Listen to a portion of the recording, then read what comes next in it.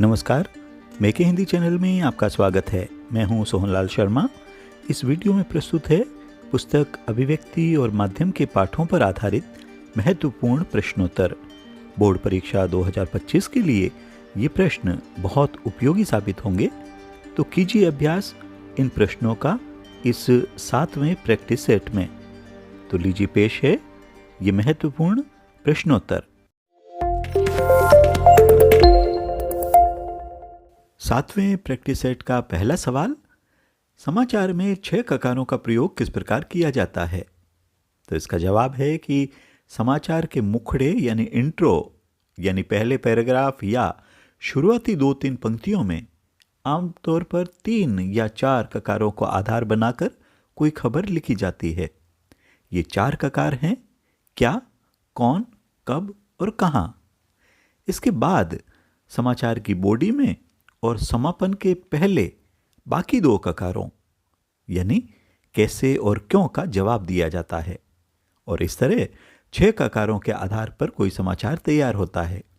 इनमें से पहले 4 ककार यानी क्या, कौन, कब और कहां, ये सूचनात्मक और तथ्यों पर आधारित होते हैं, जबकि बाकी 2 ककार यानी कैसे और क्यों, ये विवरणात्मक, व्याख्यात्मक और विश्लेषणात्मक पहलुओं पर जोर देते हैं।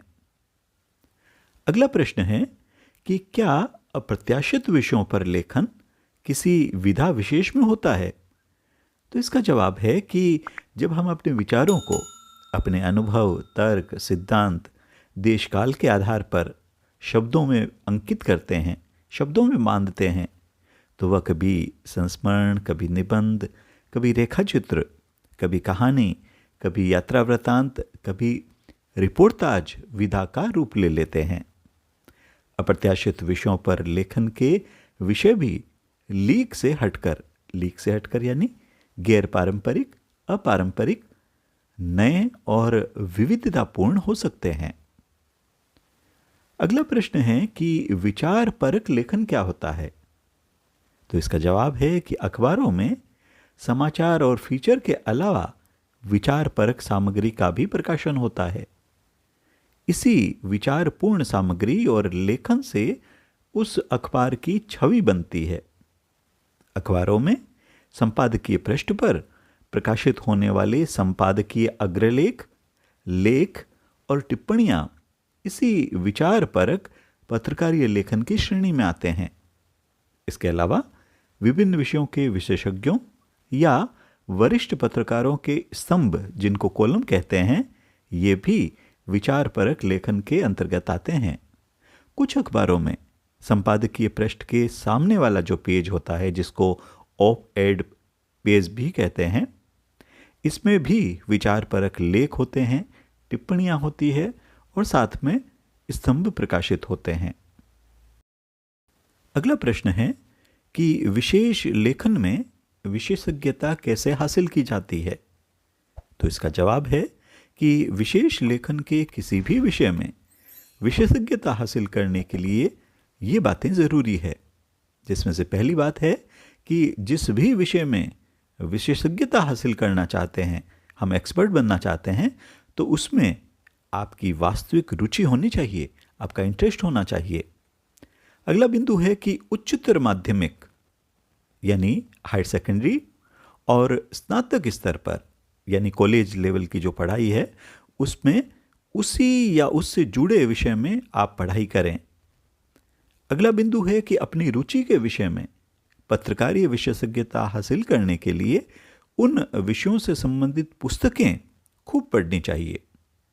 अगला बिंदु, विशेष लेखन के क्षेत्र में सक्रिय लोगों के लिए खुद को अपडेट रखना बेहद जरूरी होता है और इसके लिए उस विषय से जुड़ी खबरों और रिपोर्ट की कटिंग करके फाइल बनानी चाहिए। अगला बिंदु है कि उस विषय के प्रोफेशनल विशेषज्ञों के लेख और विश्लेषणों की कटिंग भी सहेज कर रखनी चाहिए, सुरक्षित रखनी चाहिए। इसी तरह से उस विषय में जितनी संभव हो संदर्भ सामग्री यानी जो रेफरेंस मटेरियल है, वो आपको जुटाकर रखना चाहिए। उस विषय का शब्दकोश और एनसाइक्लोपीडिया भी आपके पास में होना चाहिए। इसके अलावा अंतिम बिंदु है कि विषय विशेष से जुड़े सरकारी और गैर सरकारी संगठनों और संस्थाओं की सूची, उनकी वेबसाइट का पता, टेलीफोन नंबर और उसमें काम करने वाले विशेषज्ञों के नाम और फ़ोन नंबर आपको अपनी डायरी में नोट करके रखने हैं। अगला प्रश्न, खोजी रिपोर्ट और इन डेप्थ रिपोर्ट में क्या अंतर है? तो खोजी रिपोर्ट, जिसको इन्वेस्टिगेटिव रिपोर्ट भी कहते हैं, इसमें रिपोर्टर मौलिक शोध और छानबीन के जरिए ऐसी सूचनाएं और तथ्य सामने लाता है जो सार्वजनिक तौर पर यानी पब्लिक में पहले से उपलब्ध नहीं होते। खोजी रिपोर्ट का इस्तेमाल आमतौर पर भ्रष्टाचार, अनियमितताओं यानी जहां नियमों का उल्लंघन हुआ हो, नियमों का पालन नहीं हुआ हो, और अगर कहीं गड़बड़ियां हुई है तो उसको उजागर करने के लिए खोजी रिपोर्ट का इस्तेमाल किया जाता है। और जो दूसरा है इन डेप्थ रिपोर्ट, इसमें सार्वजनिक तौर पर उपलब्ध तथ्यों, सूचनाओं और आंकड़ों की गहरी छानबीन की जाती है, यानी वे तथ्य, सूचनाएं जो पब्लिक में पहले से ही मौजूद हैं और उसके आधार पर किसी घटना, समस्या या मुद्दे से जुड़े महत्वपूर्ण प्रश्नों को, पहलुओं को सामने लाया जाता है। ऐसे ही उपयोगी वीडियो के लिए चैनल को सब्सक्राइब करें, साथ ही लाइक व शेयर करना न भूलें। बने रहिए चैनल के साथ। मिलते हैं अगले वीडियो में। नमस्कार।